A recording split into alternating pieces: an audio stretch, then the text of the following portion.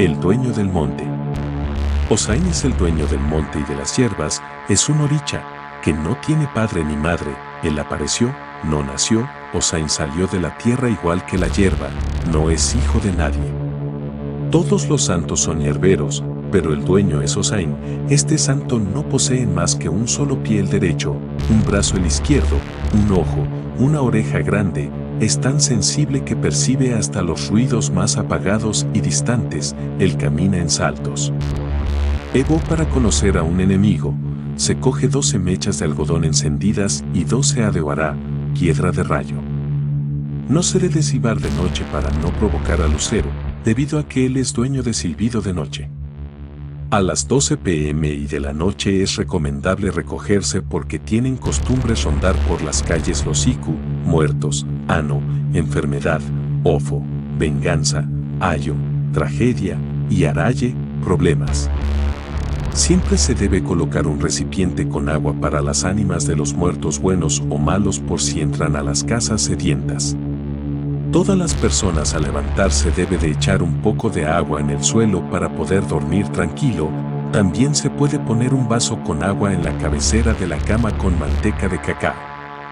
Se debe de colocar un poco de comida o sobras para los hechus o espíritus de las esquinas. Esto se hace para que nunca falte el sustento en las casas y a esta comida se le echa un poco de agua. Esta misma ofrenda se pone en las raíces de los árboles y se dice ahí tienes tu comida hecho.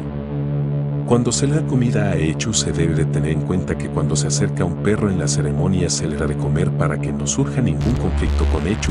Recuerde, los luceros resguardan las esquinas, las encrucijadas, es el portero del monte, la sabana, está en la entrada y la salida, él domina con gran sabiduría los 4 vientos. Él tiene en sus manos el poder de perder o de salvar a quien le dé la gana. Al lucero cuando se quiere algo muy grande de él se le da un ratón. Los peores daños o bienes se hacen con un ratón.